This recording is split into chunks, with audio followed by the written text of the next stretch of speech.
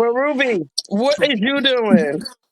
Hey, wait, sorry, what are we sorry. You What are know we all what? supposed to Fuck be it. This doing? is all gonna be part of it because what we want everybody to motherfucking do is smoke weed and watch Motherhood Sex Sex Marijuana. marijuana. Because Yes. we always in the building. We always in the motherfucking building. Season 7, legendary trends. We gonna be coming with some new shit and be in the building for all of it every Sunday on time. Cool. I know I'm coming. They know I'm coming. I know they gonna be there. And they know I'm gonna do the best job I can possibly. 60.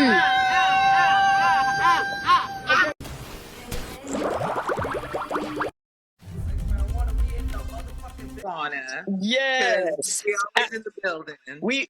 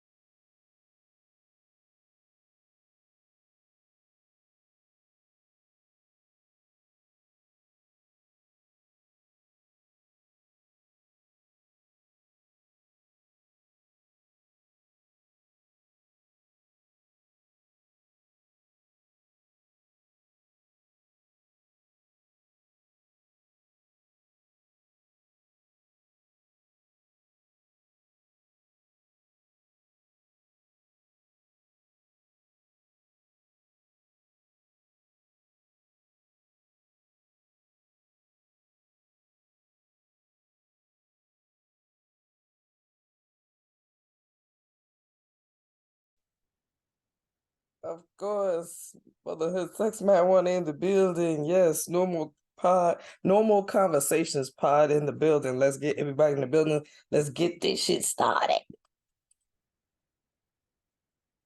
Yes. How you doing? Ooh. How you doing? Yes. Let's get everybody in the building. Admit all. Let's back this shit up a little bit, huh? Back this shit up a little bit. Everybody in the building, what's good?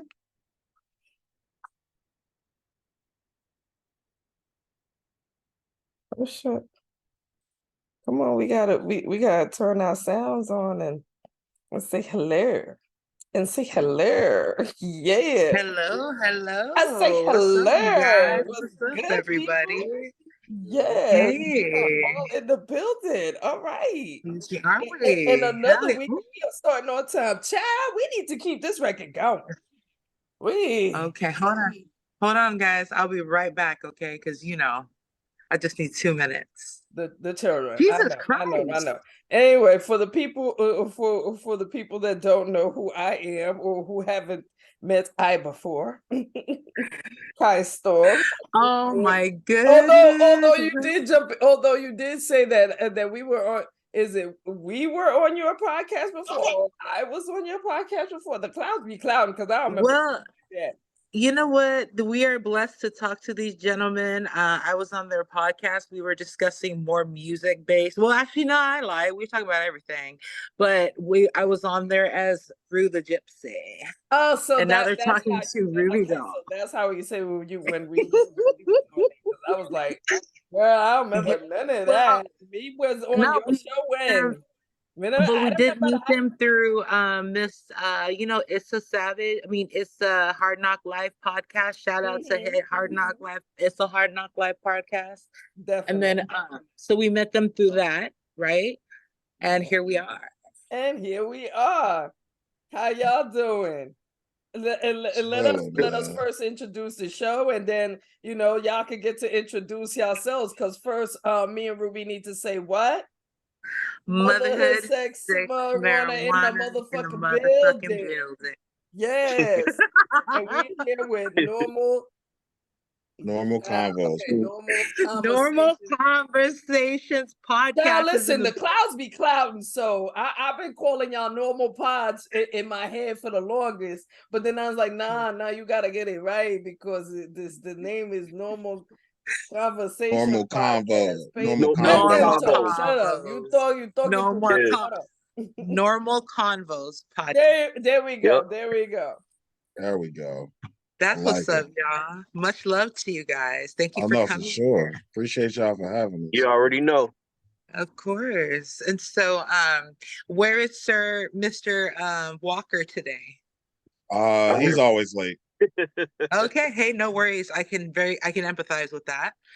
I'm usually always late, so we only pay him no attention. He late to our podcast. Okay, Queen. Just to put you up to speed on these gentlemen, I also have my Queen sister in the building too. I had the pleasure of talking to them. They are such a delight, and I think they do a great service for the community. They are also intelligent and very open-minded, and they have really good hearts. And so I think we can learn a lot from each other. I do have some specific questions that I want to ask them that we did not get to. Really thought actually, go ahead. It's not just wild stuff, okay? It's all relevant to our life experience here on Earth. I thought always getting into some bullshit. No, because let me tell you something. If you watch the episode of 3 of Motherhood, Sex, Marijuana, you know that sometimes this one kind of dips in into your business. She wants to be in your bedroom watching like a fly on the wall. I'm not criticizing. I just saying, what I'm saying. I do not deny. Pardon? You a voyeur? I definitely am a voyeur. Oh yeah, I'm with it. Let's get I'm a voyeur. Brandon, you an exhibitionist?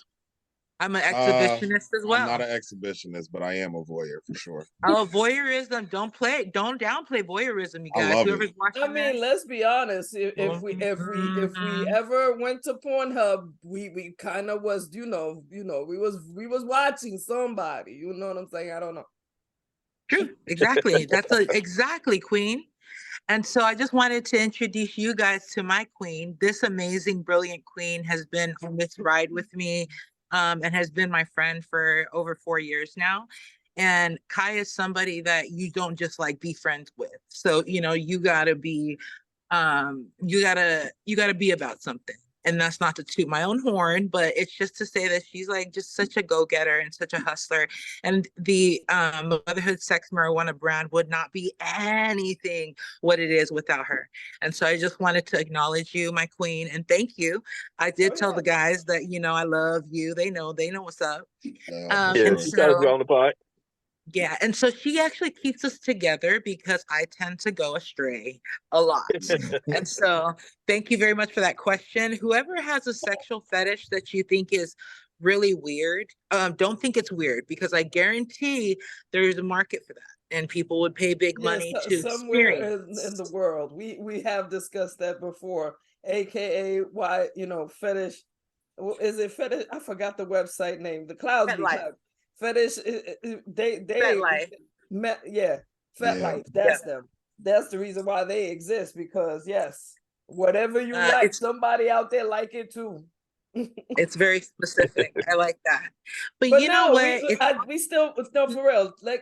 I just realized we really didn't let them, introduce themselves. So let's get into that. Yeah. Okay. Oh, my bad. Hey, how everybody doing? My name is Brandon. I am the host of Normal Convos Pod. If you know a little bit about me, I run a customizable apparel and accessory brand. We started Normal Convos Pod about 2.5, almost 3 years ago. I have been the host for the entire time because I'm the one that talks the most. My guys be holding me down, telling me shut the fuck up sometimes, but I'm a talker. Me personally, there's nothing off limits for me.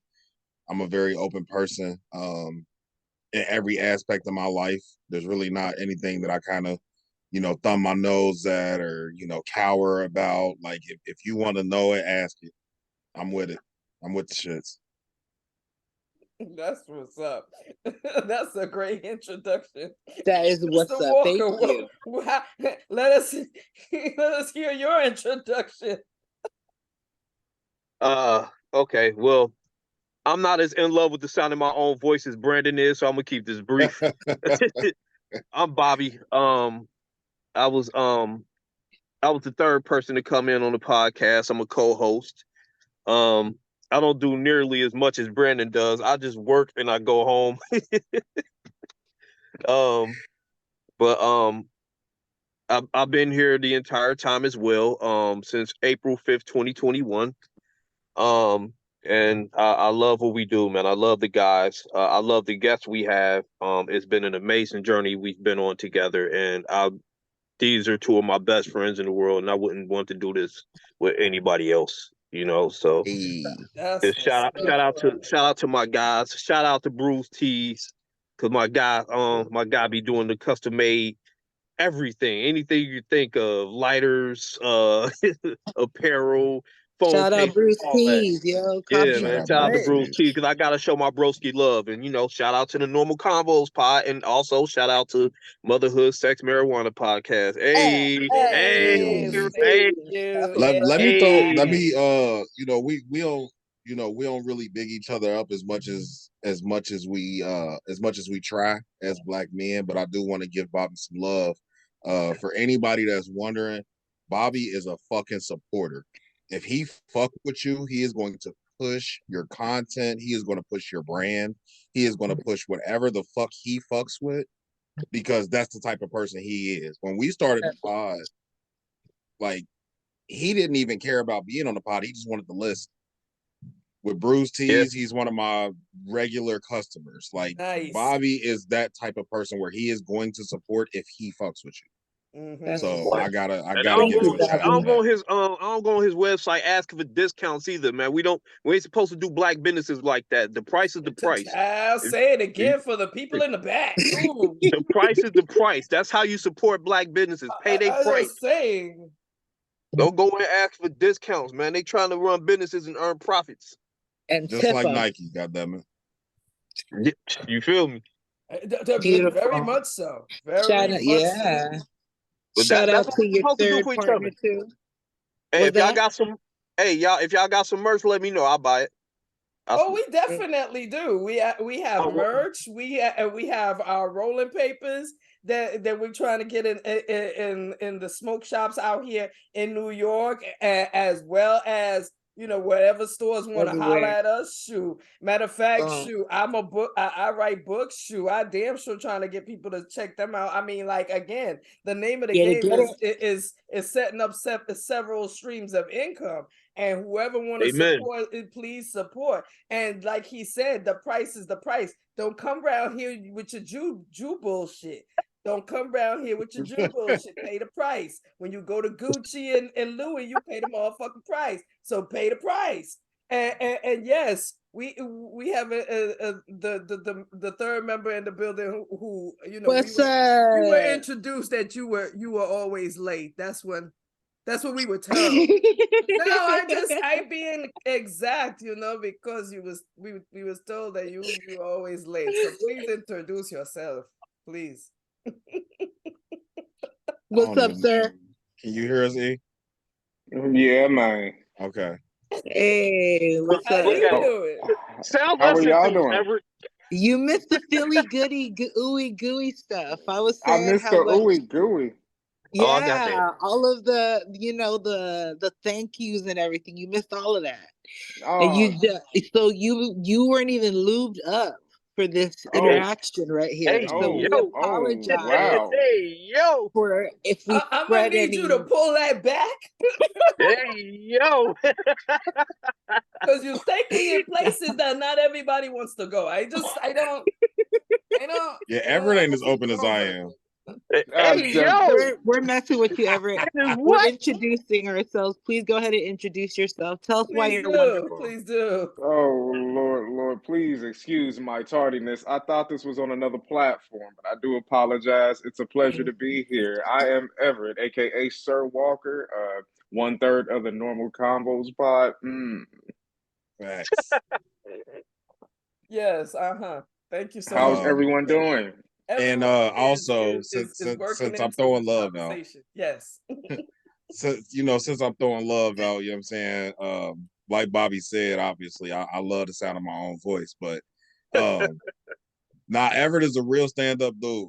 Everett is a real stand-up dude. Everett is one of those friends where he gonna hold you accountable for whatever the fuck you do.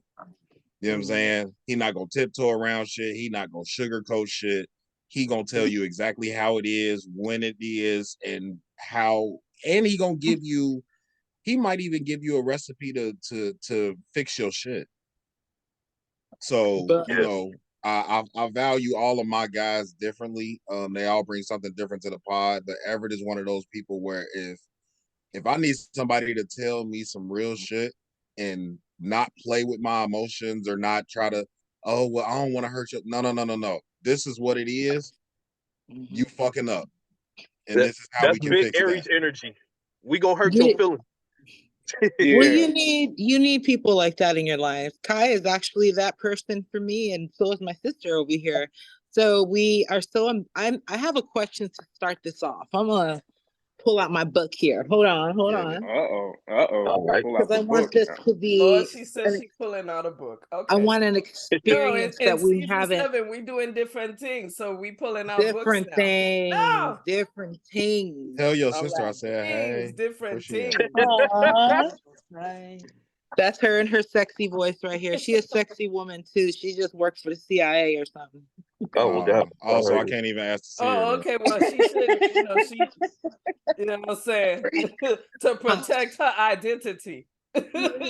That's cool. I'll take that. Would you guys consider yourselves to be a subtle man? Meaning, if you are eyeing something, right? Are you subtle with it or are you aggressive, first of all? I'm a talker. So I'll be subtle, but I'm the type that's gonna try to make you take your panties off because you like me.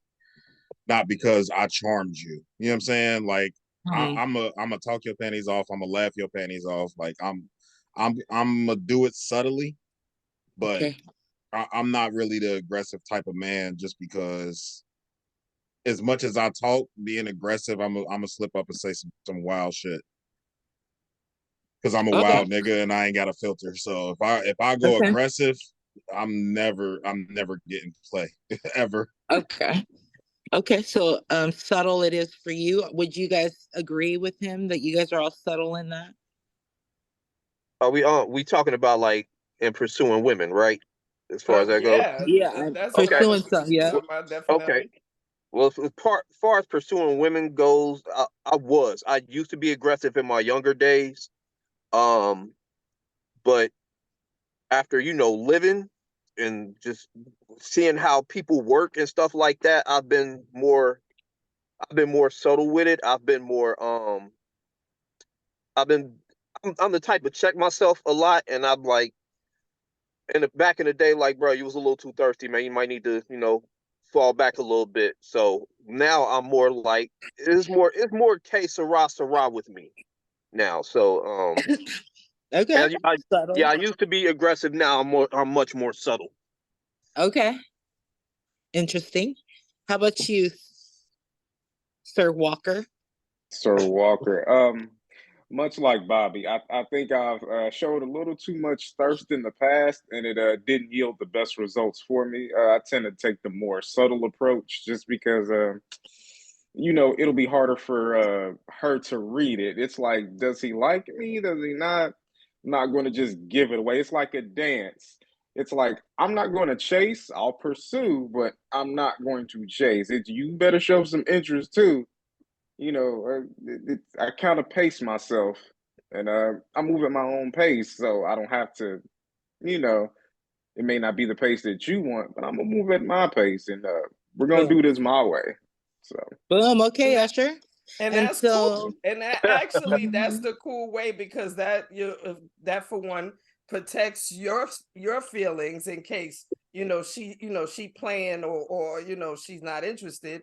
And then at the same time, it's like that comes from maturity. That comes from, not, I'm assuming, not trying to chase everything that walk past you. You know what I mean?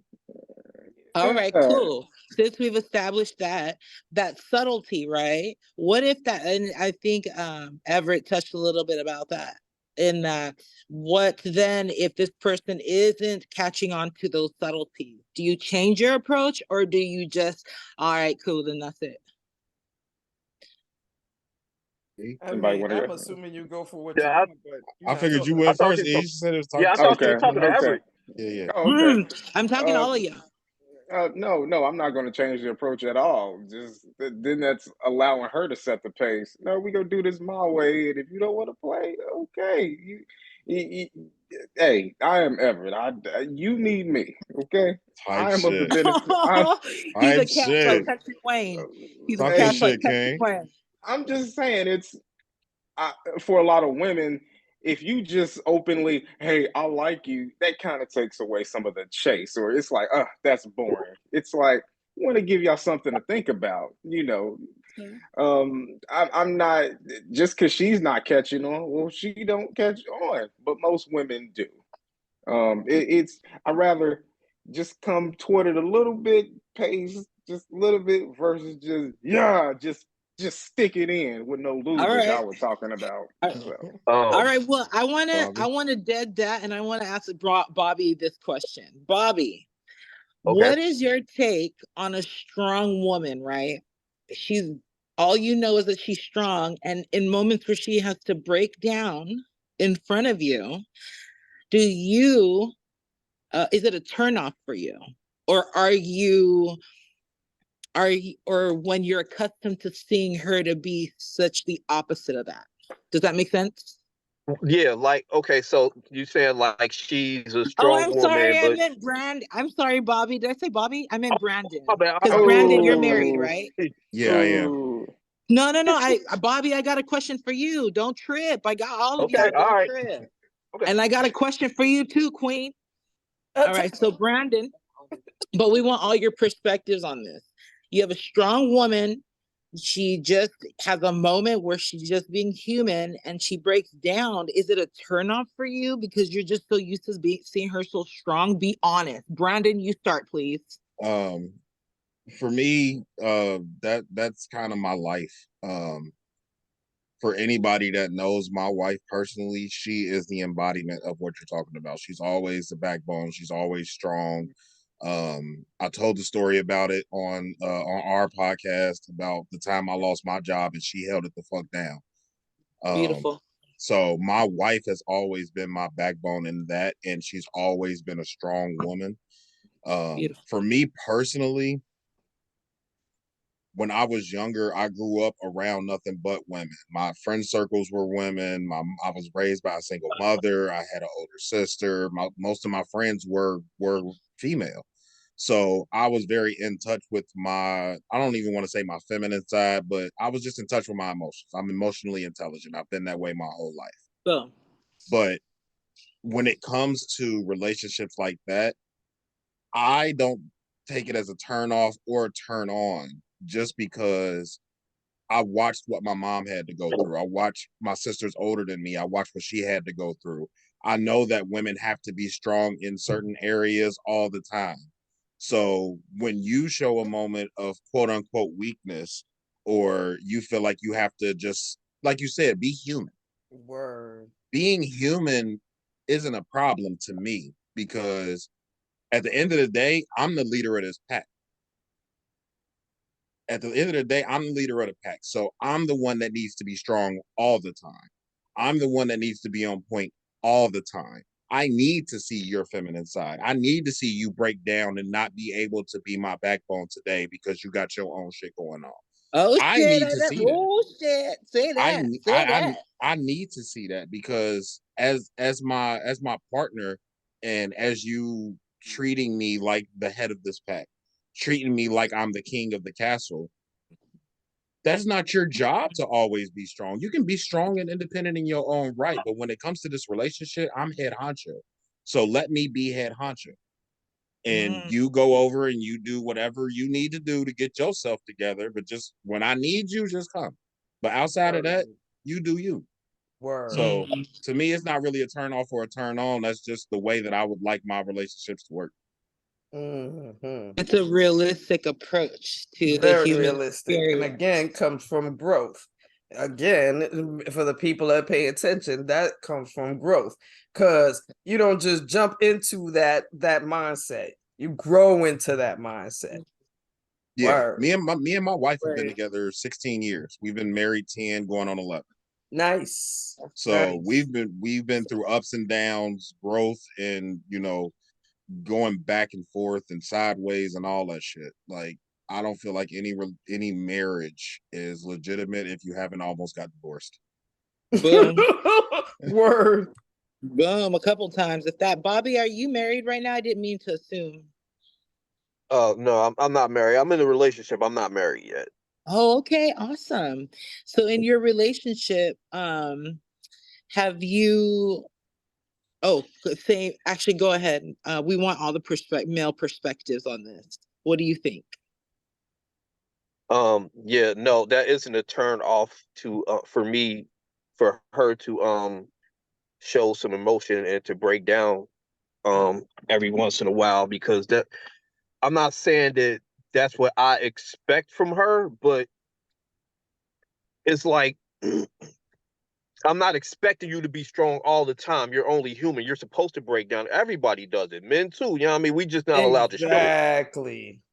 We just ain't allowed to show that shit. But you know what I mean? It's okay for a woman to show it, and that's what I'm here for. When you break down, you know what I mean? That's what I'm here for. Lean on me. That ain't a turn off to me. You know what I mean? That's part of the job. That's what I expect to be here for. That's what I expect to do. So no, it's not a turn off for me at all. And I don't look at her any differently if she were to break down and not be strong. That's perfectly okay. That's what I'm here for. I'm here to be strong. So that's fine. That's perfectly okay.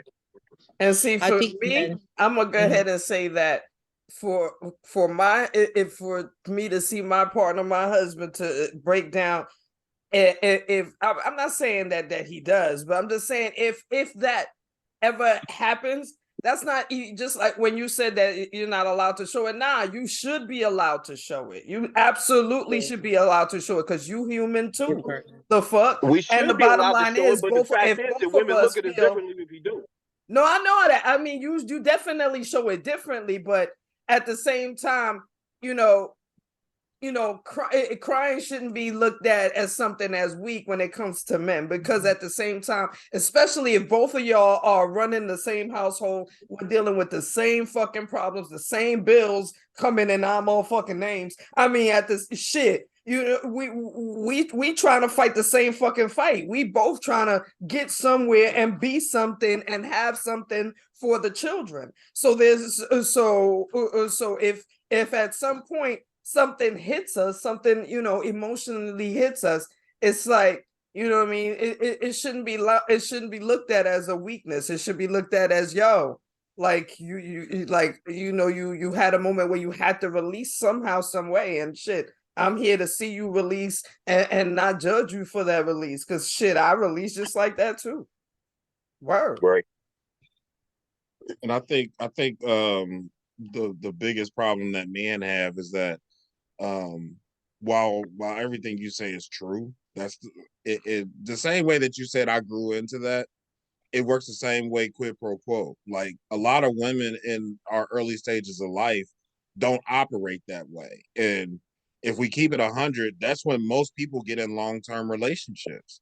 So, you get in a relationship in your early 20s, and by the time you're 30, you're not understanding why your woman doesn't want to see you cry, or tells you to chalk it up, or stop being a bitch, or stop acting like a girl, or whatever the case may be. Whatever the wordage is, when you get in a relationship so early, you don't even know that should be an okay thing. So as men, we go through a lot of life thinking that we just got to hide our emotions. Like, why would I ever show my emotions? Every woman I've ever showed it to has given me negative feedback. Word. So this is that's I appreciate all of that insight. And the reason why I asked that is because it's just based off of like life experiences. For example, I was on this other platform the other day, and someone came, I shared something vulnerable, personal. And this person totally, like, let's just say that his judgment call would be understandable if I cussed him out. Let's just say that. But I don't do like internet banging. That's for one thing. And I'm a grown ass woman. So what do I look like arguing? All I could say though was, you don't have the depth and you don't even have the lens to understand what I'm talking about. And so he was very disrespectful. Thankfully, whoever was in charge of it let this person off of the StreamYard situation. And my only thing to share at that moment was like, no one can tell me about me. You know what I'm saying? Like you could sit here and dissect everything that you think you see, but no one can tell me who I am. And so I just want to say that for everybody. I don't know why I felt compelled to share that, but I felt very human and like, who the fuck does this, let's just say Ritz product being used? Ritz product. That's funny. The pink toe. You know what I'm saying? A pink toe, you mean? A pink toe. And you exactly, and you know how because I called you about it, Queen. You know exactly. Yeah. I told you my sis about how like heated I was.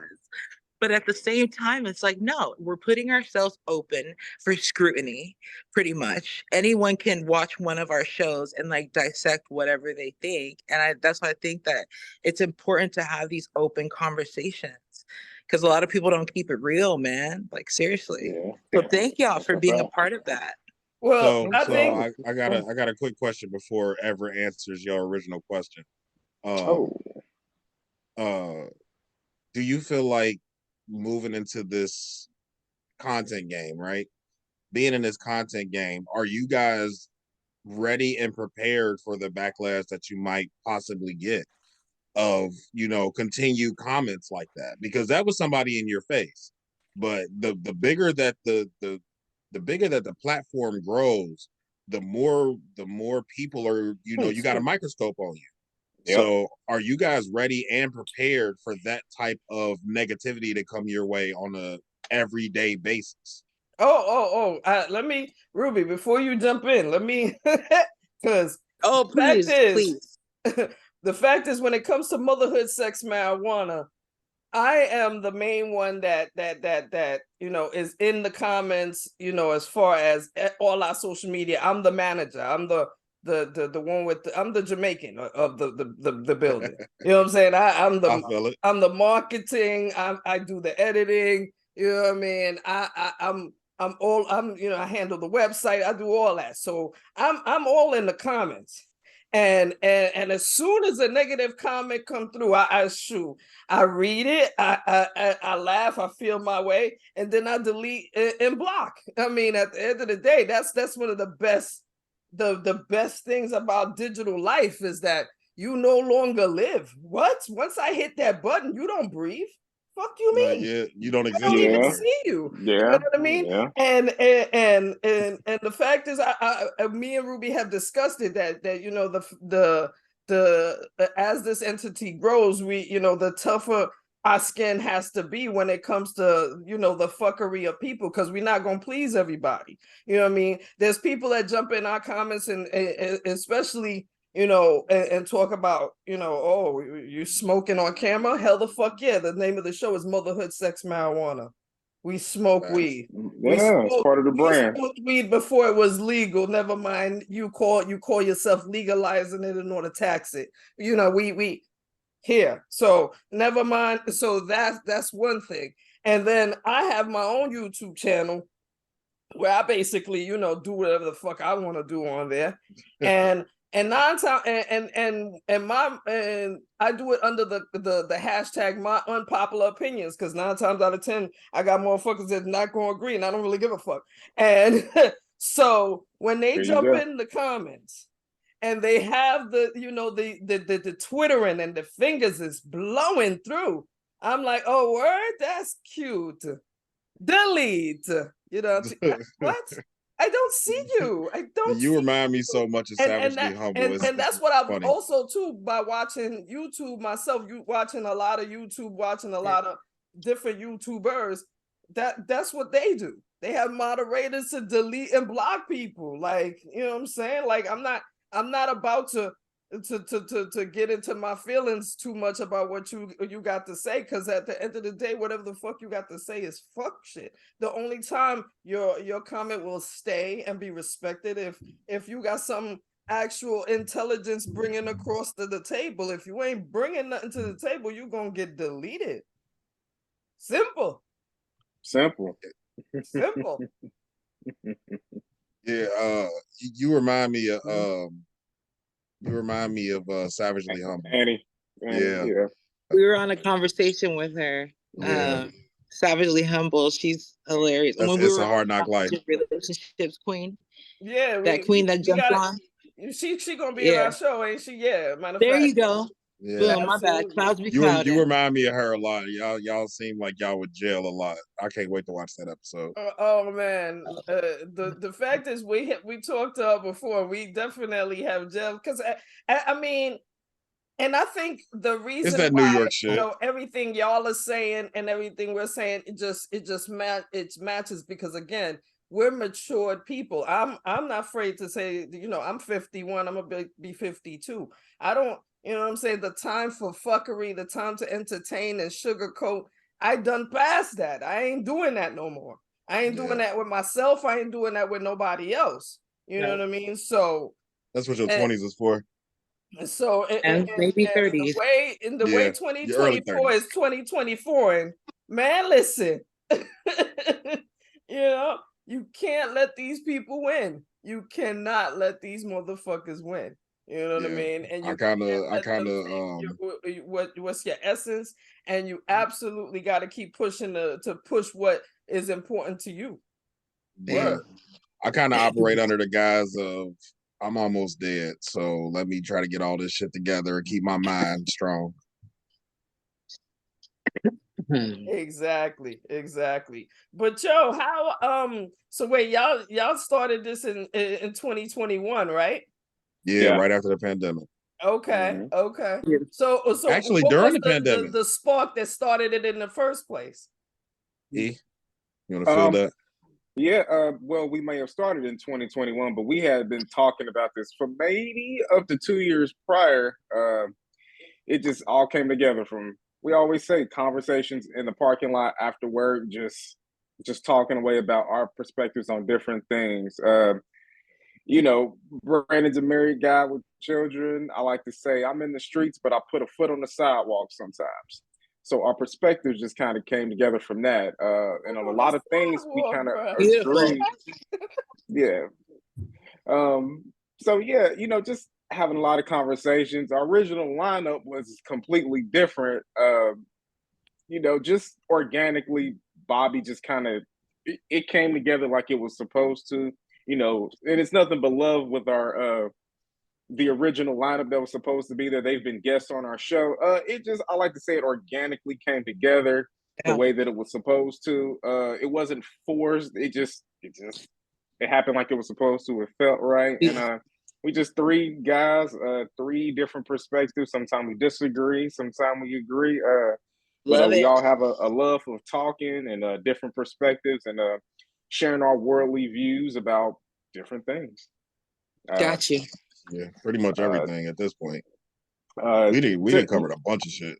To go back to which I was saying about something, I'm in the middle of reading this book right now. If you see, it's called The Courage to Be Disliked. Really good. Oh my gosh, we were talking about the strength of being disliked today at the church that I attend. Oh wow, that's funny.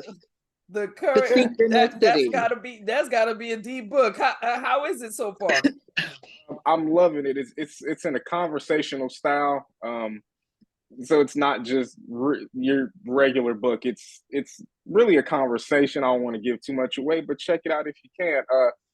It really gives some, insight on, we're all in the content creation game. And like y'all said, there's going to be people who don't like you, don't like your perspectives, and are going to be flat out weirdos and sometimes offended. But, nobody who really makes an impact, everybody likes them.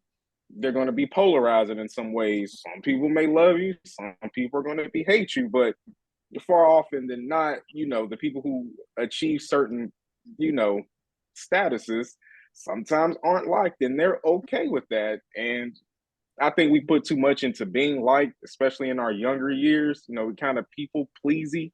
Well, I You mean, not know, even just in you got to get out in that. our trauma younger years. response. I think it's just right now because of social media. Social media encourages, you know, the clickbaits, the clicks, like you know what I mean. If nobody clicks on you, you feel like nobody see you. If nobody, you know what I'm saying, hits the subscribe button, nobody comments, you know what I mean. But then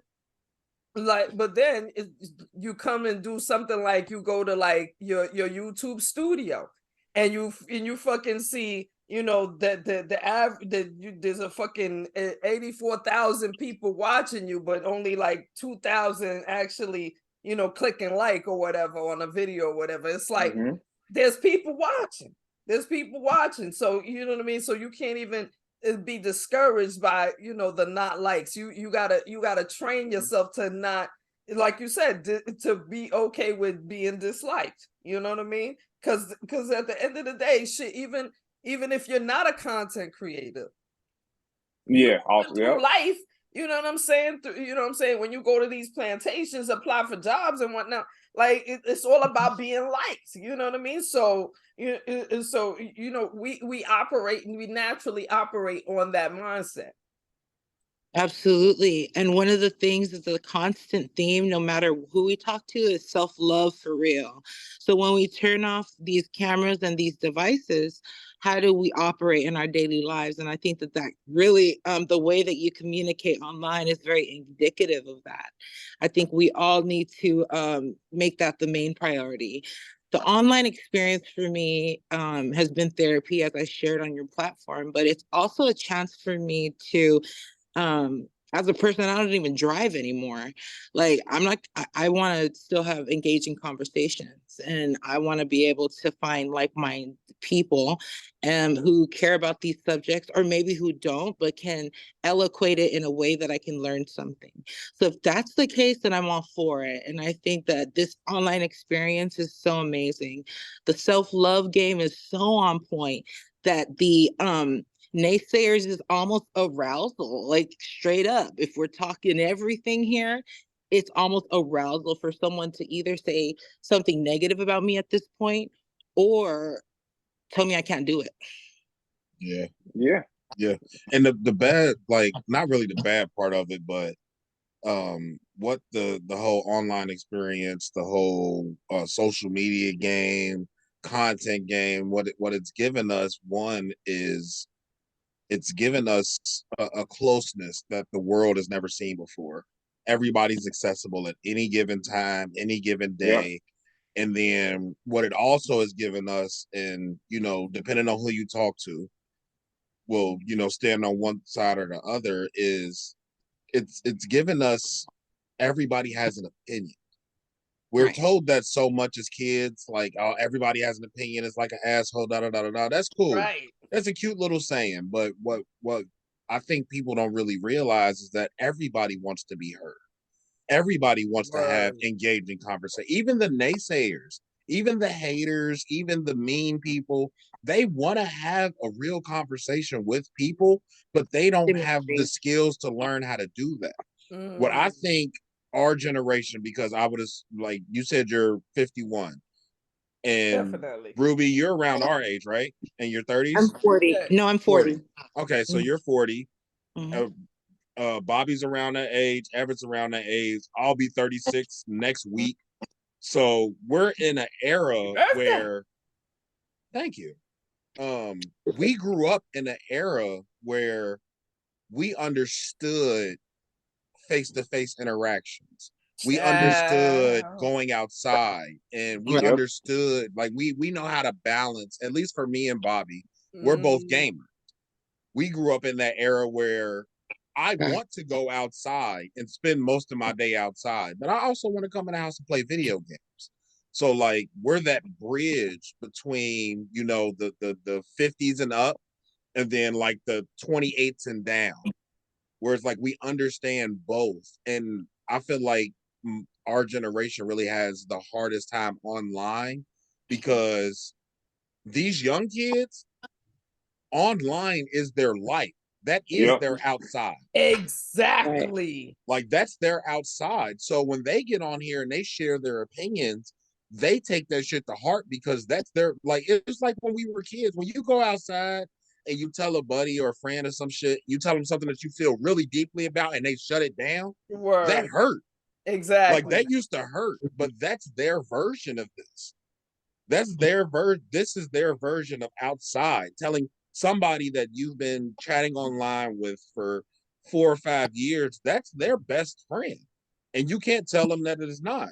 So when they go out and they're like, oh, well, this is what I feel about this, this, and this, and then they get 25,000 people saying, fuck you, you a piece of shit, don't nobody care about what you say, that hits them different. Damn sure does. And it's so fucked up because we don't even have a solution for it. Because of the access, everybody has a cell phone. If you ain't got a cell phone, you got a laptop. If you ain't got a laptop, you got a tablet. If you ain't got a tablet, you got a smartwatch. Like at this point, there's no way to keep people offline, and everybody's entitled to their opinion. It doesn't make it right. It doesn't make it wrong. But I think that we need to kind of promote. I think we need to promote having forwarding conversations instead of just getting on and shitting on somebody. That's cool. Shit on whoever you want to shit on. You don't have to like the shit that I put out. But okay, if you don't like it, okay, cool. Tell me how I could reach your demographic better. Like if there's an entire demographic that I'm just obsolete to, they don't give a fuck about me, they don't like me, but they come and shit on me. Okay, cool. How can I reach your demographic? How could I change? How could I do this different or that different? Is it the way I speak? Is it the words that I use? Is it the way I carry myself? Like people are so afraid of that backlash of constructive criticism. We like to lump it in with disrespect, and it's not. It definitely isn't. It definitely isn't. Exactly. But at the same time, you also gotta be conscious. I get what you're saying, but at the same time, you also gotta be conscious of the content you're putting out in the first place. Because my thing is, if you putting out, hateful, negative, just disrespect, just you know what I'm saying, you're talking about women a certain way or talk, you know what I mean? That right there, yeah, I can imagine somebody jumping in, in comments and be like on some fuck you. But sometimes people jump in and say fuck you, and it's like, but you're not really looking at the big picture of what I'm trying to say. Like for instance, the last video I dropped on my YouTube channel. It was a clip I took from somebody's channel where a pink toe walked up to somebody's door, rang the doorbell, and said, and she ain't really, talk about what kind of people she was talking to, but it kind of sounded like, she was talking to somebody, of melanin consistency. Because she literally rang the bell and said, into the Ring camera, she was like, we've gotten, a lot of trouble out of you people, and we think you should move, and we checked, your house is very much on the market, so you'll make a lot of money if you sell your house now. And by the way, I also noticed that your wife dropped off the kids at school and they didn't have on the correct school uniform. Now, my unpopular opinion was, bitch, get the fuck off my doorstep before, you know what I'm saying? Right.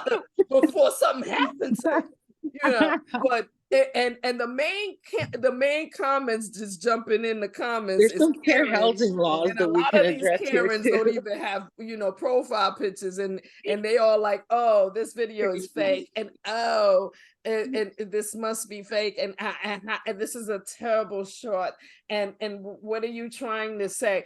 And my response was, I don't know if the video fake or not, but if it's real, come on, bitch, who the fuck is you to come ring up somebody's doorbell? And regardless if it's real or fake, who the fuck? Why the fuck would you make a joke like this in this type of sensitive time? Because automatically anybody watching this video is going to assume that you're talking to black people, that you on some black people porch talking shit when you need to take your your creamy buttery ass back to your house. Take your funky, you know what I'm saying, cottage eat cheese, you know what I'm saying, fucking raisin salad eating ass. Get your ass off people's doorstep with that fuck shit. What do you mean? The funny part is, the funny part is, whether it's real or fake, it's something that happens in real life. Like that's not so it far. Represents that's something not far out of the real scope. happens. That bitch that they're all fucking white bitches, that dead ass thing. It's all cool, and at the same time, picture that black person or whoever, you know, what type of whatever ethnicity of that person is behind the door. They bought their house, they comfortable, they chilling. And you know what trips me out with the fuck shit. What trips me out is the colorism that's in every community. And I think that's a whole nother maybe subject that I'm not even very qualified to talk about. But I do realize that across the board. What I will say is that's why on this platform particularly, we really celebrate the melanated community. You know what I'm saying? Because we recognize that, okay, me being a Samoan woman, you know, and my kids are Black, but I'm not. But I take from your culture, you know what I mean? Like we all adopt these things from each other. You know what I'm saying? Like I have a tattoo that's not. This is like Hindu. You know what I mean? Like I'm totally colorblind. You know what I'm saying? So it's like we appreciate each other instead of just saying like I'm buying off of your community. It's like, hey, I appreciate this off of your community. I see you guys as equals because I too am creative and I too have a soul that vibrates and I can dance too, and I got these bars too, you know? So I feel like this online experience has been amazing. So anyway, but then I'm not delusional. Like I know that as long as the internet is free and accessible to everybody, you know, there's going to be that. And that's what I'm saying. That's why your life offline really matters. Like you cannot put all of your eggs into this online basket, because imagine if it goes like that, you know what I mean? Like what else? And so, and then another thing, just to take a really twist on this, when you grew up having a parent tell you that you are unattractive and shit like that, you don't really give a shit what people have to say. And so that's a way, if I can just touch on a subject that maybe be traumatic, you know, if you've ever, you know, if you have a negative person in your life, please like get rid of them. But if they're like a parent or something, you and I only share this because she's apologized for it very recently, and I'm 40 years old. So it's like I'm grateful that she did. And imagine all the time that I wasted with that bullshit in my head, you know what I mean? And I think that that's part of, if you're, let's say, just for lack of a better example, right? Let's say you're of a certain denomination where you believe in God and you look at these things like they're a blessing and stuff, right? And then you just kind of like try to like apply it to yourself. You know what I'm saying? So a lot of people don't know this, but I used to be a missionary for the Mormon Church. Are you familiar with the Mormon organization? Yes. Okay. So all I'm going to say about them is that I'm really grateful for everything that I've learned in that experience. I served a mission in Nicaragua, which is why I picked up the Spanish language, and which is why I'll be forever grateful for that experience, you know? But while I was out there, I just felt so like outside of myself. Like I wasn't even teaching their curriculum anymore. All I wanted to do was like help somebody like clean their house. You know what I'm saying? I just felt like, okay, yeah, I'm supposed to like give you this book and I'm supposed to go through this curriculum, but I can tell that you're so hungry. Like and the baby is sitting right there and, you know, trying to touch it and know, you know what I'm saying? So there was like certain things where it wasn't a judgmental, but it was like, damn, how can you help them? Because maybe this is a thought that they hadn't thought. Maybe you didn't think of not letting the baby take a shit right at this moment. I don't know. You know what I'm saying? And it's not like that. It's like a thing of they were poor. They were so poor where it's like you don't even know what fucking, if you're in the US, you don't even know what poor is, dude, unless you step out of this motherfucker on some real shit. So I used to be I say that all the obsessed. time. Yeah. It was such a electrifying experience because I was like, damn, I'm a spoiled ass bitch. You know what I'm saying? All Like Americans the first, I mean, yes. yeah, that and that's the reason why other people from other countries come here and definitely want to be here based on the fact that you know what I mean, that no matter what is going on bad here, it ain't as bad as what's going on where they come from. You know what I mean? So it's definitely different.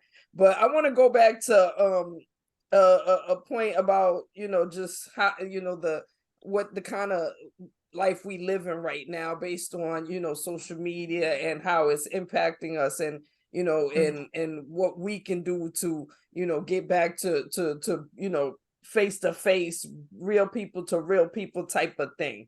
You know what I mean? Like for for y'all that have children, if y'all have children, like what are you doing to get them to see those type of aspects, or to at least think about instead of thinking about jumping on this game or jumping on this tablet or your phone, like what are you what kind of lessons or actual structure that you're trying to build so that the kids automatically do stuff like that, if you have kids? Yeah, I have 3. Obviously, since Bobby's MIA right now, I did check in with him. He's preoccupied, but he'll be back. But I have 3 kids. My oldest is 18, and I have a 14-year-old, and I have a 9-year-old. So, an aspect as far as like technology specifically, I'm of the mindset, because I grew up when I grew up, right? I got a cell phone at 15, 16 years old. I had a job at 14, so I grew up with the technology, and I'm a computer buff and I'm a tech buff. Right. So all of this shit is cool to me. So while I don't think that kids should start getting because in Cincinnati where we are in Cincinnati, Ohio. Okay. So in Cincinnati, in not even just our public schools, in all of our schools, kids get tablets or Chromebooks in kindergarten. They start off their life with computers and technology because that's the way the world is moving. Right. Gotcha. I'm of the mindset that I don't think it's a bad thing, because at the same time, when we were younger, I got my first computer when I was 14, when I went to high school. It was a desktop. We still had dial-up. Right. It was trash, but it was a free computer. Right. But they understood the way the world was moving. Gotcha. So while I still don't agree with it, I understand why people give their kids their phones and stuff like that to shut them up. Like it might seem like it's just to shut them up, but it's kind of moving forward as far as like teaching them how to navigate it. As far as teaching them how to navigate it, I'm very, very, like, Everett can attest to this. I'm very open with my kids. The normal everyday filter that people have when they talk to I don't have that. I do know how to quote unquote code switch. That's a fact. I do quote unquote know how to code switch. I know that when I go into a business meeting, I can't be talking about bruh and my nigga and all that type of shit. So I know how to talk with specific people depending on what situation I'm in. But when it comes to my kids, I'm going to give it to them raw, because that's how the world's going to give it to them. Right. Exactly. If I sit and I babysit you and I'm like, oh, well, you shouldn't do this or you shouldn't do that. Like, actually, something I don't even think that we brought up on our podcast. I remember both times that I caught both of my boys watching porn on their phones. And the conversation that we had was, that's okay in this house. If you're in this house, in your room with a closed door, you can do whatever the fuck you need to do with that. Right. This is not something that you show your friends. This is not something that you tell anybody about. You don't do this at anybody else's house. Like, I don't want nobody calling me talking about, hey, your kid's showing my kid. I don't want to do that. Exactly. Right. But good. Great advice. Yeah, like with my filter being pretty much non-existent, I'm able to have these conversations with my children a lot younger than most people would, or even in the past the way people would. Like, I'm very knowledgeable about women's menstruation. Like I said, when I was a kid, I was surrounded by women, so I really didn't have a choice but to learn. So my daughter's 9 years old. At 9 years old, she already has boobs. She's already starting to develop. Her period is on its way. Right. What type of man, what type of father would I be if I couldn't have that conversation with her if her mother's not here? Well, it's not as common as you think. You probably know that though. Yeah, for sure. And that's why conversations are important. How about your breathing? Your breathing okay? Yeah. And that's why my okay, you got it. That's why I love the fact that I don't have a filter, because I can have those conversations with her. I can have conversations with my 18-year-old about what he's about to start experiencing whenever he decides to move out of the house. Like, we started talking about taxes and stuff when he was 12 or 13 years old. We started talking about stocks. We started talking about financials. We started talking about, a little bit of insight into me. My wife is white, so my children are biracial. Okay. So the conversations that we had to have during the whole BLM stuff and all of that, those were conversations that, every Black person was having with their child. But I had to go a little bit more in depth, because now, they always try to make biracial children pick which side that they're in love with. Right. Are you Black or are you white? No, I'm biracial. Why do I have to pick a side? So those conversations opened up my mind a lot more about having these type of conversations, because it's like, I still have to teach you how to be a Black man. Exactly. Because no matter what you are, no matter what you want to be perceived as, the world is going to see you as a Black man. I love that you say that. The cops are going to see you as a Black man. You can embrace whatever you want to embrace. I will fight for your right to do all of that. But when you go out into the world, into the real world, they don't give a fuck that your mama is white, my nigga. You are a nigga to them. And that's the way that I'm going to teach you how to be. I'm going to teach you how to be a Black man in America, because that's the way America's going to see you. Boom. And that's what's up. And I was saying, I appreciate you saying that, because as somebody who isn't Black per se, but is raising Black children, so my point in that is, like, there's some things I might not understand. So that's why we go to a Black church. And it's like, boom, there you go.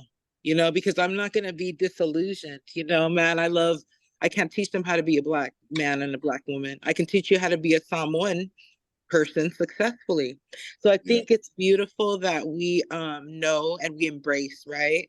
Also, I was raising these kids that were biracial, their mother's white, and they were being taught this narrative, not by me, of course, that they should hate on their white side. And we all make our derogatory remarks. Okay, I just made one earlier, so I'm not saying I'm like perfect, but no, seriously, I had to tell them, like, don't be ashamed. You are white. Be the good white people, the ally that people can turn to, that your people can turn to. That's not going to be doing that colorism shit. You know what I'm saying? Yeah. And then you can be, if anything, be guilty of nepotism. Put your people on. Put your white family on, put your Black family on, the ones that really deserve it. And why? It's not because I'm a white advocate at all. It's because it's part of them. If they were Mexican, I would tell them the same thing. You can't hate on yourself like that. And when you do, you're going to find lots of problems, baby. So who's ever watching this podcast, for real, whatever you are, embrace that. I'm like, one thing I'm really good at is being Samoan. And if you drop a Samoan beat, I'm gonna go at it. You know what I'm saying? She's silly. And that's one of the things that I've had conversations with my kids about, is because obviously I know this isn't always common, or I know it's not everybody's story, but in my experience, I get more hate from Black people than I do from white people about having biracial kids. Really? That makes sense. I get like I ain't gonna lie, that makes sense. Yeah, wow. like me and my wife still get looks, but that's for interracial dating. That's from old white people and old Black people that grew up in the 60s. Right. So I understand why they look at us the way that they look at us. Mm-hmm. But as far as my everyday, my peers, they have I find way more hate on the Black side than the white side, because it's like, and it's really because of what I said, because I tell my children, embrace, just like you said, Ruby, like, embrace who the fuck you are, bro. I don't want you to be a Black kid. I want you to be happy in your skin. I don't give a fuck if you want to do all of the quote unquote white shit. You're still my son. If you want to do quote unquote all of the Black shit, you're still my wife's son. Like, I don't care if you want to pick a side, but I want you to be comfortable in whatever decision you make, because I instilled that comfortability in you. But from, like I said, from my experience, it has vastly been more Black people that will say shit to me about having biracial kids. Like, it's not that linear. You can't really judge that. I know that for sure. And I think as we're talking about like getting out of the US particularly, because like other places don't deem you guys to be horrible. Some people, you know, you're celebrated in like, even I would say in France. You know what I'm saying? Countries. Like, I was just telling the guys this. Or I might not have been telling the guys, but outside of the country, it's different. You know, and so anyway, long story short, I'm not trying to preach to the choir. It's just good to have these different perspectives, right? I do have another question. Does anyone have a question first of all? No, but hold up, wait. So wait, are you the only one that has kids? Bobby has kids. He has twins. Yeah, I got kids. I'm back. My bad, y'all. Are you okay, Bobby? Is everything okay? Yeah. Now it is. Yeah. My bad, y'all. I'm sorry I had to take that really long call to the past. No problem. Personal family issues. Good now. Back. Okay. Yeah, we were on kids. Did you hear the question? I heard Bobby got kids. He got twins. Yeah, I got a boy and a girl. Beautiful. No, I didn't hear the question. The question is, as far as how we were living with social media and just, you know, just the needing for the clicks and likes. Like, are you setting up a foundation in your household with your kids as far as, you know, them appreciate, you know, wanting to appreciate, you know, face-to-face conversation, you know, going outside, you know, being, you know, among people rather than, you know, being on the internet all the time?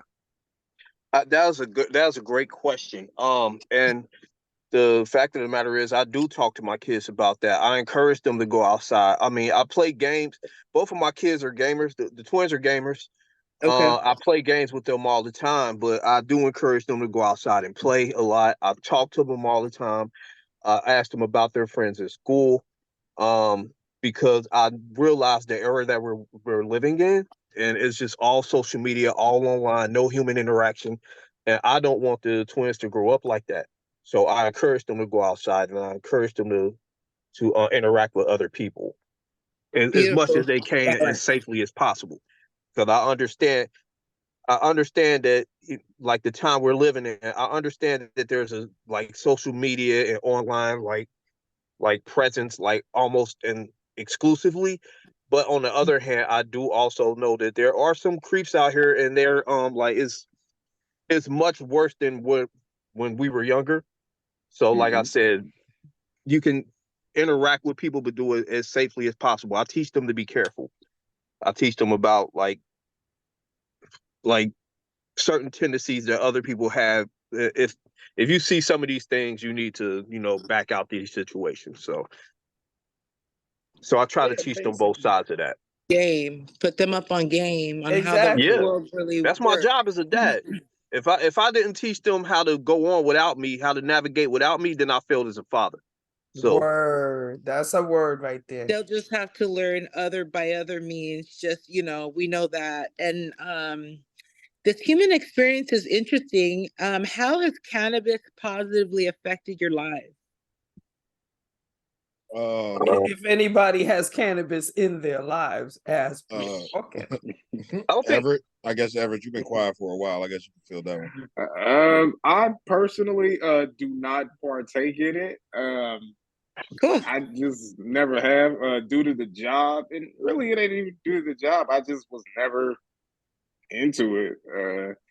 Just not my thing. I mean, I think some of the coolest people I know smoke. I'm sure there are benefits to indulging in it. I'm sure I've been told that it cure or at least eases all kinds of ailments and anxiety and different illnesses and stuff like that. Me, it's just not something that I partake in.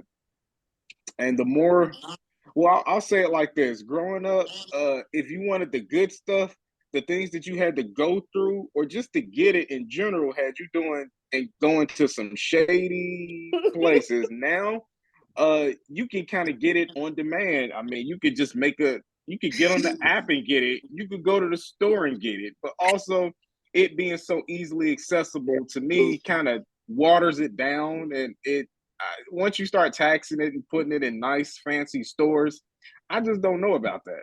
But I'm sure there's obvious economic benefits to it.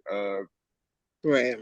I just personally don't partake, so I couldn't say it's had a benefit in my life. Definitely not. But it hasn't been a negative. It hasn't been a negative. I just not my thing. Just not me. Maybe when I'm older and I'm out of the matrix, maybe I'll participate. But now, I've just never. I can count on one hand how many times in my whole 40 years I've done it. So now, you know what? Thank you. I just need to say real quick, I wish I didn't smoke weed, but it helps me with certain things. It's cheaper than therapy and it's better than any harmful drug. And I'm just an advocate for it because, and long story short, in the body, we have these cannabinoid receptors in which this plant naturally, has these cannabinoids that we refer to as Ruby. You about to sorry, I don't want to nerd out. I'm about to say, Ruby, the man don't like weed. He gave us a whole speech about how that's good. It's good that he doesn't need it, but I'm glad that he can share that perspective. And so I'll mute the mic. My bad. No.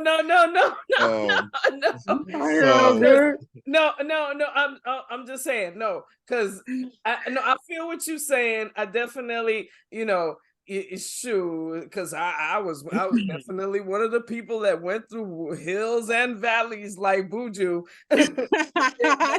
So best believe I was it. No, what happened?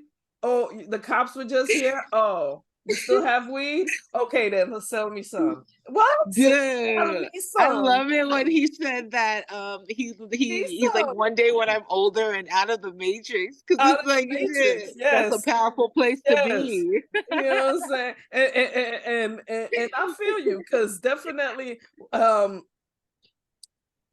one thing I could say about the packaging and the nice stores, not to sell you to try to get you to smoke weed or nothing like that, but if you if you ever found yourself on the East Coast, because the West Coast, I mean, not on the if you ever found yourself closer to the West Coast, where they actually have beautiful dispensaries that run like any clothing store or supermarket, you would see that, that some businesses treat marijuana well and definitely package it well and don't really tax it as much. Now on the East Coast, we just we don't really give a fuck. So you do. Well, you have the ability to grow now. Paid the government for the license, and then there's stores that say, "Excuse me, I'm gonna pay this rent. I'm gonna open a store. I'm gonna sell some weed, and it is what." player, because we gotta get the bag. I get it. I've been to I was out when I was in Vegas. I visited a dispensary. I think it's called Planet 13. Oh Very, yes, very that's nice. it's one of the most famous ones. Yeah, this is very too bougie nice. for me. Very nice. Very, they had nice security and verification and all that. It's everything that you could want. Absolutely. But for me, I'm just in there like I don't know what this stuff is. You just look in there like, okay, so I ain't Yeah, buying shit. Why are we here? I'm just kind of tagging along with the people I was with, and Nice. it was interesting. But like I said, once I'm out of the matrix, we'll see. I feel you.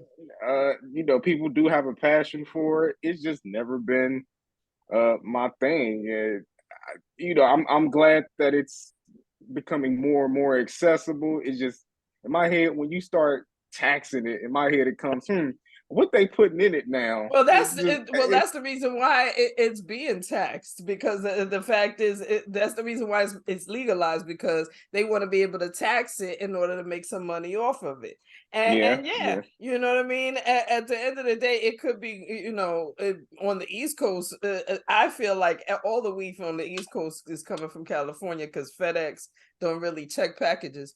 I didn't say that. But what I'm saying, no, I didn't say all of that. But what I'm saying is that the weed is coming through the mail and it's all good. But so my obviously, or not obviously, because y'all don't know, but me and Everett work at the same place. So, pursuant to our job, we can't smoke or consume any cannabis or anything like that. As far as my personal feelings for it, I'm kind of with Ruby. I'm an advocate. Like, I stopped smoking so I could get that job. Nice.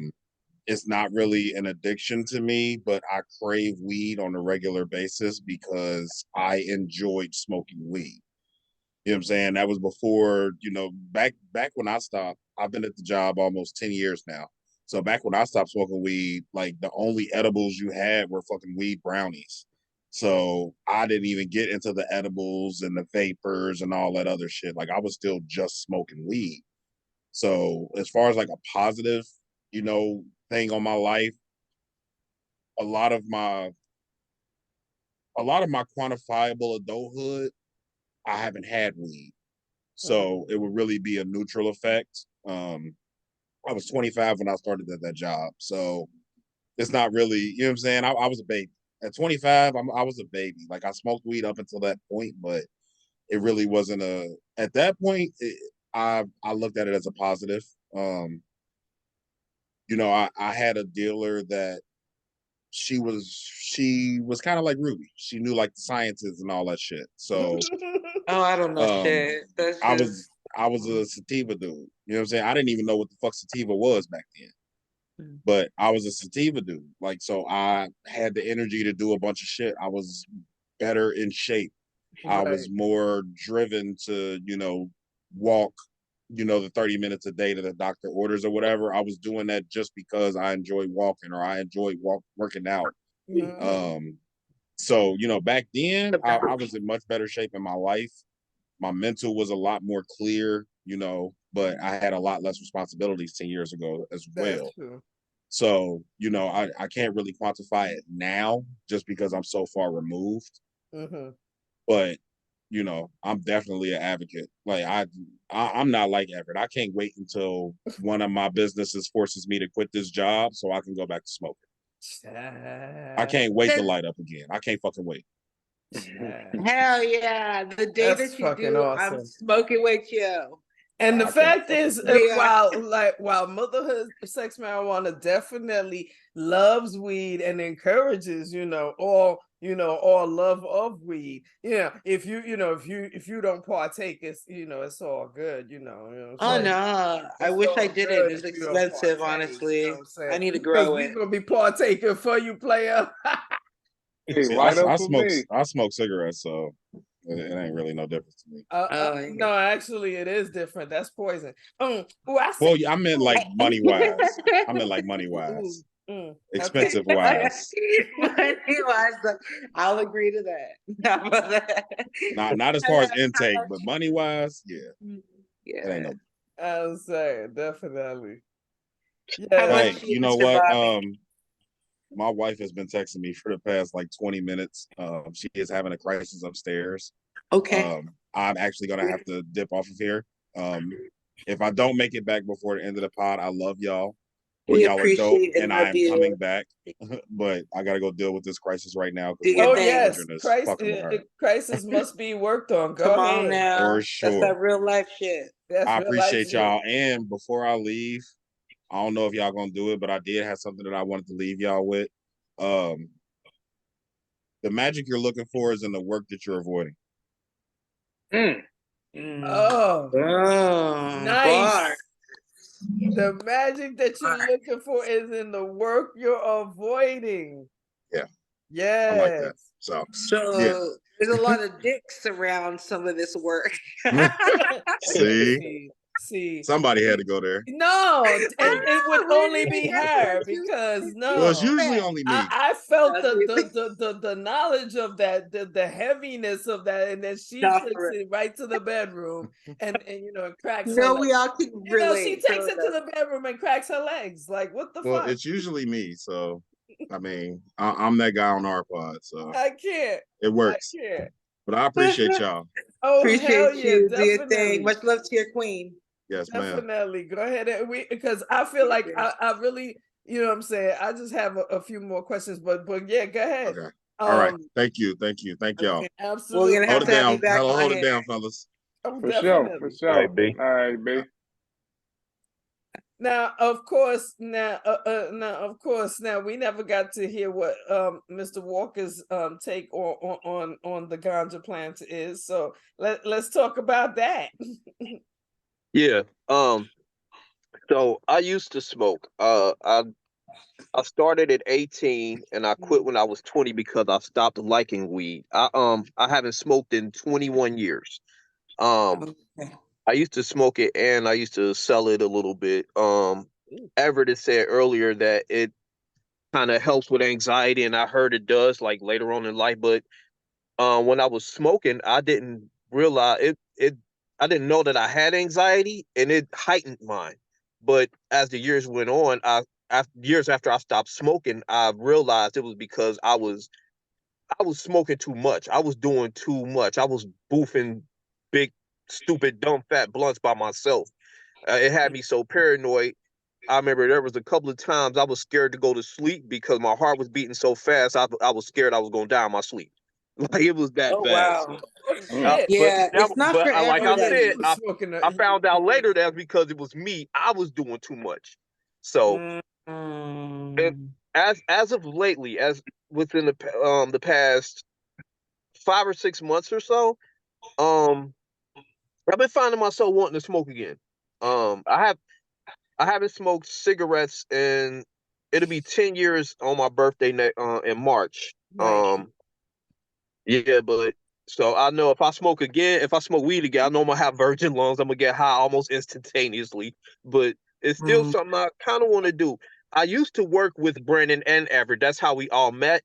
So awesome. We didn't I wasn't able to smoke because of that either, but I changed jobs, but it's still sort of in that same field. And weed is legal in Ohio, but it isn't legal federally yet. So since it isn't legal federally, me, Everett, and Brandon still aren't allowed to smoke due to our profession. Due to your federal jobs. Yep, exactly. So, but however, if I ever find, God rest his soul, my uncle gave me a top joint full of some lime green stuff right after I stopped smoking. And I remember he was like, man, just taste it. I'm like, man, I don't smoke no more. I don't want this. He was like, man, just taste it. Just taste it anyway. Just when you ain't got to inhale, just taste it. I lit it up. I took a drag on it, and the smoke hit my tongue, and the smoke tasted like Fruity Pebbles. Y'all know like vapes now? Like how vapes be tasting that? That's how the weed tasted back then. The concentrate. And I'm like, hey, if I ever find that again, I might have to risk these jobs, man. I might have to smoke again, man. I need to find some of that. I'm pretty sure they got it in some of these dispensaries somewhere. Not in Ohio, but I'm pretty sure they got it somewhere. You know what? And that's another thing, like on some real shit. It's almost like this is how white privilege must feel like, to have our brothers and maybe sisters that are incarcerated still for weed charges. Yeah. How the fuck is that still a thing? And it just infuriates me on how greedy these motherfuckers are, because it just comes down to financial. Rue, the main reason why it's legal, let's keep it real. They didn't legalize that shit because they wanted motherfuckers to feel good and develop medicines and heal thyself and no. They didn't. No. The whole reason why they wanted to do that was to tax it. And in every state, there's different taxes. On the West Coast, the taxes are pretty light. And that's how we know, because you know, a little backstory, me and Ruby, that's how we met. I used to live in Seattle. We both lived in Seattle. We met like that. And you know what I'm saying? And the taxes, you didn't even feel it in Seattle because the shit was in the fucking price. You know what I mean? The prices was always right. You know what I mean? And on this end, now that it's legal, because now I'm in New York and Ruby's in Portland. You know what I'm saying? She's still on the side where, you know, they're handling, you know, marijuana correctly, but on New York side, New York is more regulated. Has been greedy about every fucking thing from its creation. Let's keep it real. So when this weed entity came along, the first thing they said was, shit, let's figure out how much we want to charge for taxes. Let's figure out how much we want to charge for licenses. You got to apply for a license. You got to prove to us that you can run a business. And the license ain't going to last. It's only going to last a year. Next year, you're going to have to pay yet another fee for another motherfucking license. And marijuana is a multi-billion-dollar industry. It only makes sense for them to tax it. It's a multi-billion-dollar industry, and that's probably in California alone, the multi-billion-dollar part. Like, if it got legalized federally, it'd probably take a big chunk in our national debt. I mean, again, I'm pretty sure. And that's another thing that they recently found out here, because like I said, last year in New York was the first time they decided to give out licenses. They gave out licenses to, I think, under 50 stores in the whole of New York City. And I can tell you, New York City too big to be thinking that everybody gonna buy weed from these 50-odd stores. You're bright. No, it's not gonna happen. You're bright. It's not gonna happen. Hey, shout out to the black market. I'm always gonna want to buy from the black market. The plug is not gonna charge. It's not charging taxes. The plug is only gonna charge you taxes if he got a square machine and you coming in there with your credit card buying weed. You know what I'm saying? But if you come in there with cash, you ain't paying no damn taxes. No taxes. You know what I'm saying? Right. Like, hey, I have a question for you guys, since you keep talking about, like, you know, the work situation. Do you think that, or do you have a situation in which your work, like you had a work relationship that was not appropriate to either your spouse or the workplace? You talking about somebody cheating, Lord? Have we what? Not necessarily like. Have you? Okay, there's this thing called work husband, work wife situation. Oh, okay. We spend a lot of time at work. Oh, so people that you claim.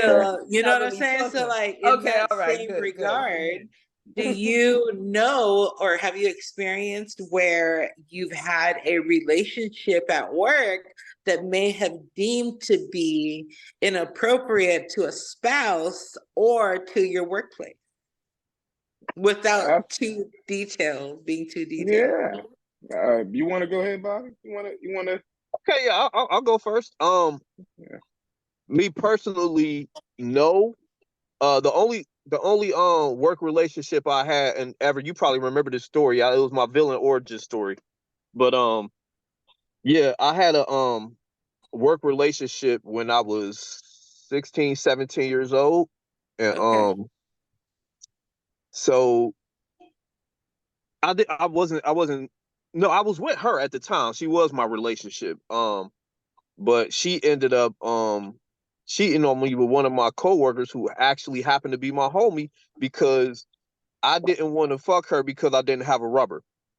So she cheated on me like that next day, and then ever since then I kind of swore off work relationships because I mean the embarrassment it had and the anger I had and all that shit. I didn't want to put myself through that again. I'm like, yeah, I learned back then don't stick your pen in company ink. Word. So, hey, okay, that was your experience. Okay, that bitch was just she was Yeah, like I wasn't about to end up with I wasn't about to be 16, 17, 18 years old with hella kids. Now, I mean, to this day, I'm 41. I only got 2, and that's from one pregnancy. I wasn't about to be the guy with 18 baby mamas and 34 kids. I mean, that wasn't about to be me. So, I mean, I was wrapping that shit up.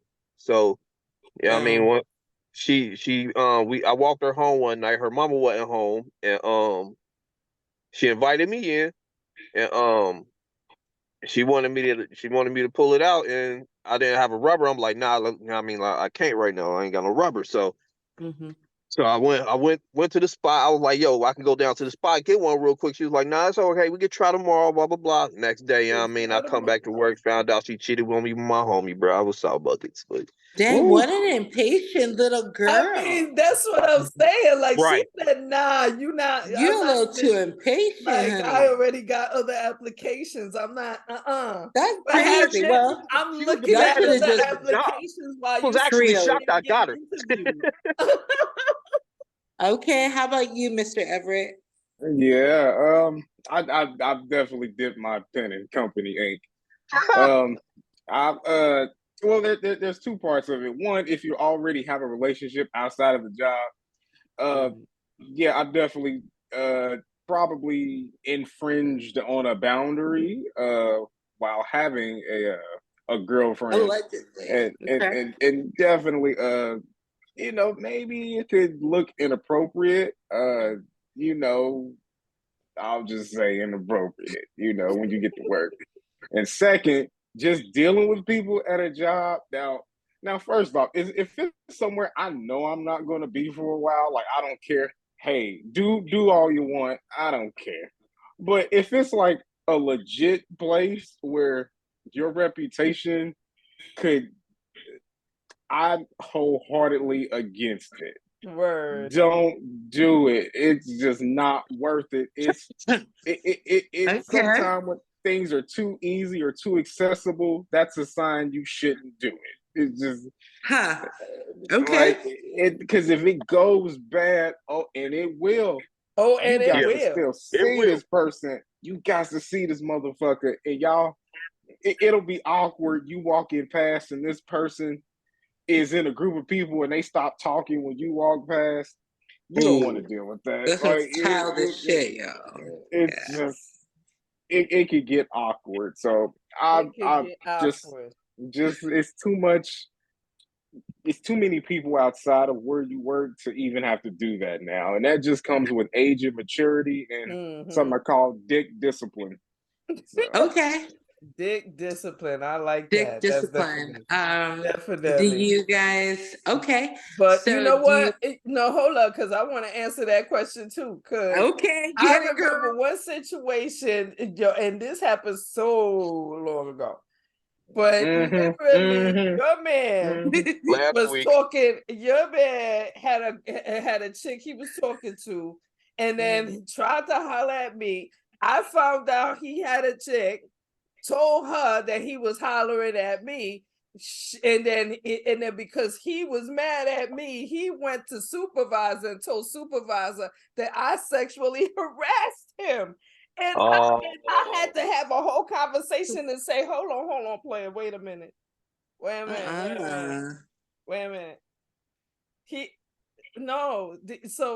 It's because I told his girlfriend that he out here trying to be community dick. What happened?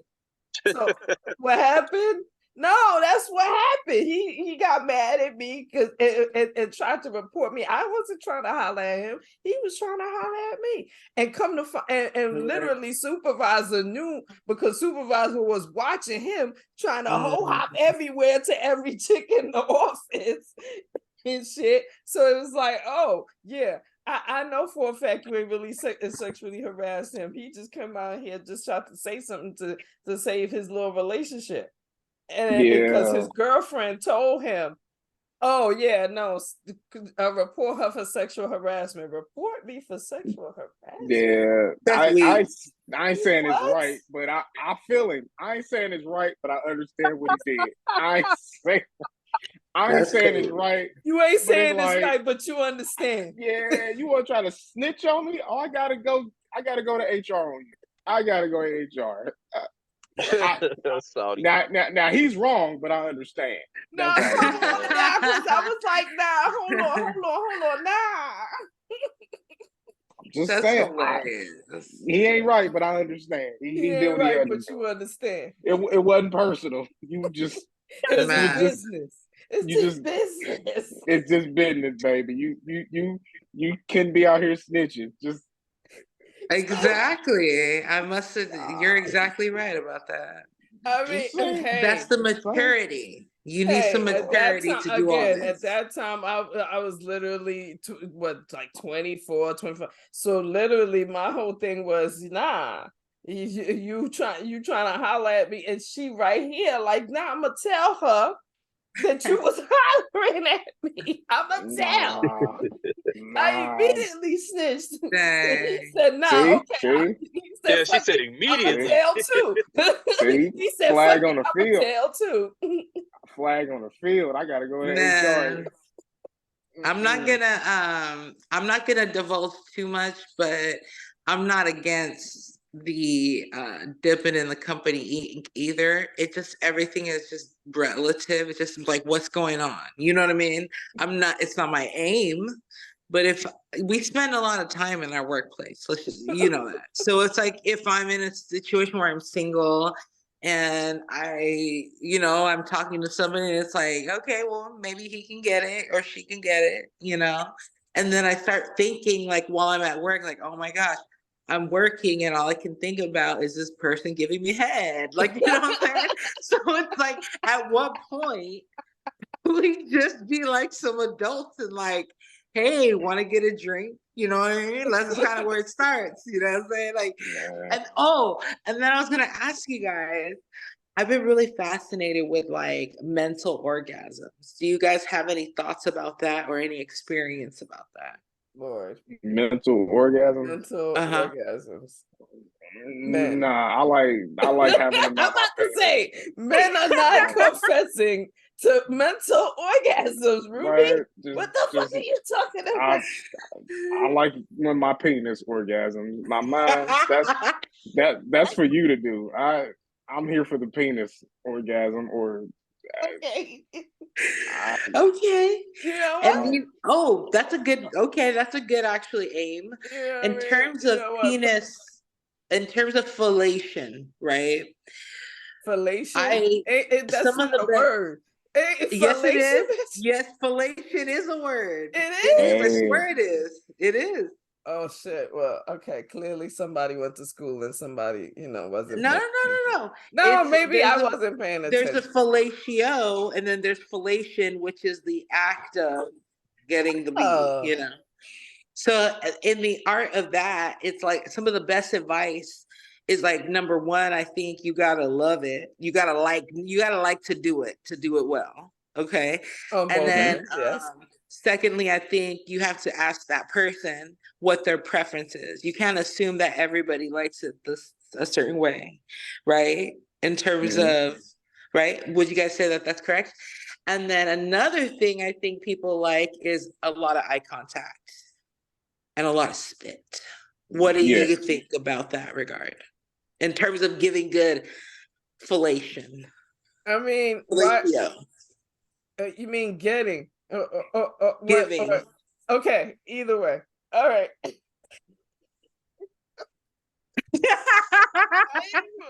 because I'm thinking giving. I don't care if he don't need to spit. No, because I'm a handle that part. But if I'm giving, then yeah, there's definitely got to be spit.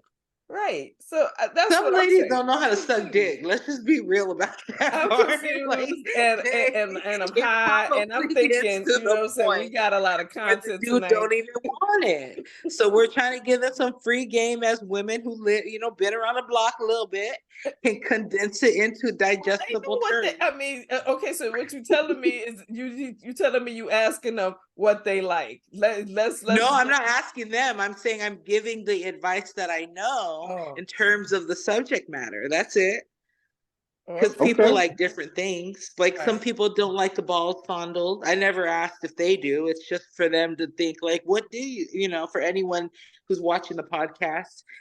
Like, for instance, there's people that's making money off of teaching other women how to do this act or how to do dick riding or whatever the hell. And when it comes to motherhood, sex, marijuana, we're really big on women just being real about things, right? And then giving advice. Right. And so if you guys can also give any advice that would indicate a successful session, what would that be? And I had given my examples.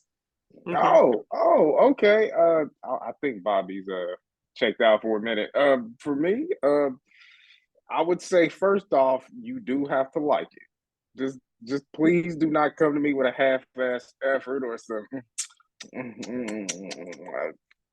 You can keep it. I can call someone else.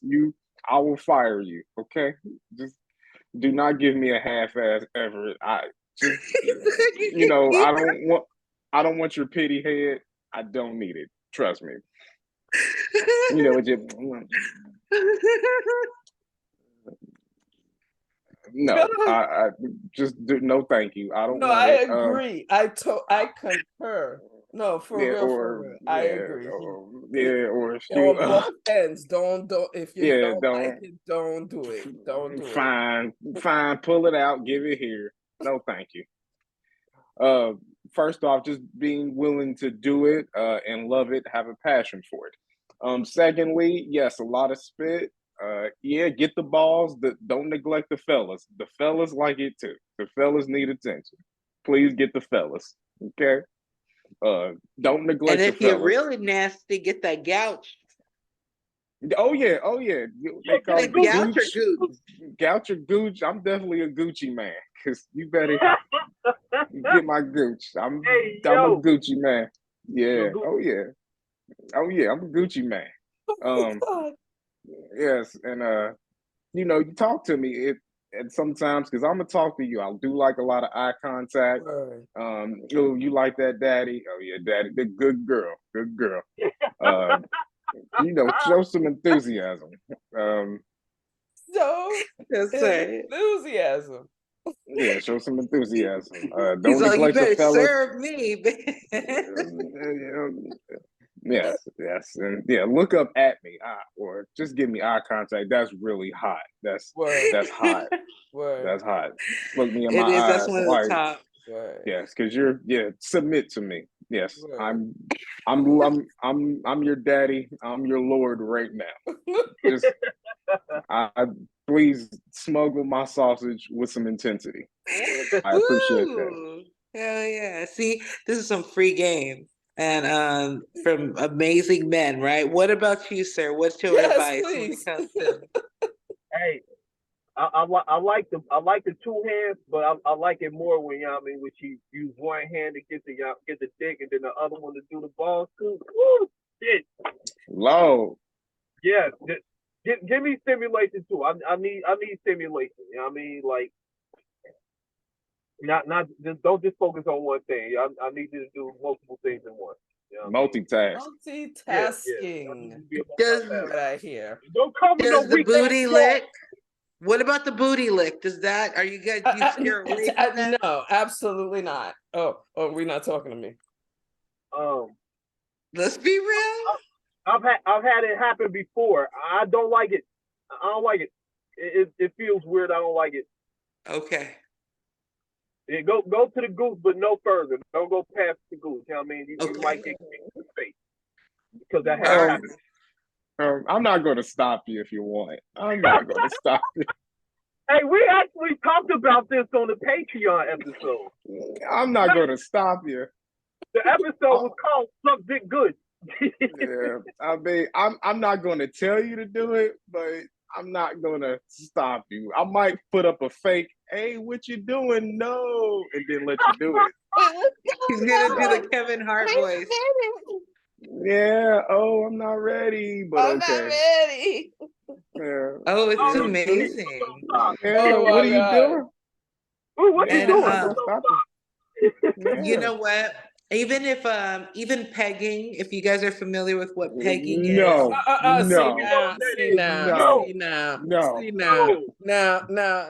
See, in case you don't know, Ruby will push it to the limit. Now, Ruby is going to take it one step further. Literally take it. And if you ever watched an episode of 3 of Motherhood, Sex, Marijuana, you will find out that Miss Ruby Doll here. Don't knock it till you try it. Past the limit. Knock it till you try it. Past the limit. Hey, some things you don't have to try to know that you ain't gonna like that shit. That's a fact. That's a fact. Okay. No, I'm not saying. I'm not experimenting with that shit. No. Okay. And we can drop that subject. I'm just saying in the anatomy, but in anatomy, let me just share this real quick. Anatomy wise, there's your prostate. And that area, that I'm sure they are aware of that. P-spot, when stimulated correctly, it doesn't have to be anything that you're not comfortable with. It's just something to consider to get maximal results. Maximum, excuse me. I did make up the maximal. Yeah. That's what makes the goose feel so good. You know what I mean? With the goose, that's what makes that feel so good. I'm fully aware of that, but yeah. Nah, you access to that from right there, that point only, not to the other way. Yeah, I got Ruby. Different strokes for different folks. Yeah, definitely. But this has been a great show. Definitely. Amazing. You know what I'm saying? Thank you. It's been almost 2 hours. I'm sure these has it? We got things to do our damn self. You know what I'm saying? Thank you so much for being on the motherfucking show. Thank you guys so much. Thank you for having us. We appreciate it. Absolutely. And on that note, Motherhood, Sex, Marijuana, and the motherfucking building with Normal Convos Pod. Woo! Yes. Thanks, guys. As soon as we drop this episode, we'll make sure and tag you because we definitely subscribe to your channel. And season 7 starts on March 17th, so we'll let you know when this episode will be on YouTube. This didn't get as nasty as I needed it to get, but girl, no, because you talking about trying to peg people. You started talking big. Put you at park. Hey, Ruby. Huh? Ruby, you like the peg dude? Oh, definitely. See, I'm open to that experience. Definitely, I love to peg. Or have you done it before? Definitely. Okay, come on now. Have you? He already told me he ain't done it before. So have you had it done to he you? want to know if you did it, and clearly, I have. I definitely know my husband ain't playing no games. I know my way around a strap-on. Let's say I was married to a woman for some time. I jump in and out of relations with women, but I love me some. I'm always gonna love some dick if I need G-spot stimulation and from a male, a real throbbing piece of meat. That's why I'm always gonna have dudes, right? But the thing is that pegging is beautiful. It's a power exchange. You don't have to feel bad about it. Yes, I've had experiences and I want to have more because I think it's something that a lot of people aren't comfortable doing. But if you can find somebody that's open-minded to that and that creates a safe space, perhaps, maybe, I'm not saying just me, but other people, it might be something that you might want to consider. It's very amazing. Open-minded people. I'm not that open-minded, so but power to y'all though. those who are that open-minded. I ain't got nothing against y'all. We agree. We definitely want you to, experiment however you experiment in your bedroom. But if you don't want to, you don't want to. I would never want to. Yeah, nah. Hey, I have a question on that note. Ruth, have you engaged in this with men that you thought would never go for that and they surprised you? Hell yeah. Oh my God. Because this is the thing. It's like even when you, like a dominatrix, for example, the service that you provide is a safe space where these might be like top execs, like the manliest of the manliest, but they don't want to make a single decision in that moment, and they trust you that much to create a situation where they will feel nurtured and comforted, unlike anything they can experience. But of course, you're not going to give that power exchange to anybody. So whoever you're doing this to, like whoever's doing the pegging is doing the pegging for a reason. You feel me? Like my Queen Kai and I, we would be the peggers of life. You know what I'm saying? Girl, don't include me in that bullshit. I ain't. Oh wow. We would be pegging. No, the fuck I wouldn't. I was just talking metaphorically, but I actually I love the physical fuck out of that. Oh wow, she's not a co-pegger. She's not a co-pegger. She's not a co-pegger, but she's not a co-pegger. I'm talking about in terms of taking life by the balls. And fucking it right. Just fucking it right. Kai she's not a Peggy Bundy. She's not a Peggy Bundy at all. Not at all. But you know what? And you guys have any other questions? No, Bobby. No, I'm good. All right. I'm good. I ain't got no more questions. Like, I gotta go. Yeah, we all gotta go. That's what I'm saying. Thank you so much for having us, ladies. We appreciate it. Ended this great podcast. We definitely enjoyed you on our podcast. And as soon as this drops on YouTube, we'll make sure and let you know, because we'll tag you on YouTube. Appreciate that. Thank you so much. Thank you. Later, everybody. You're welcome. Peace out, y'all. Peace. All right.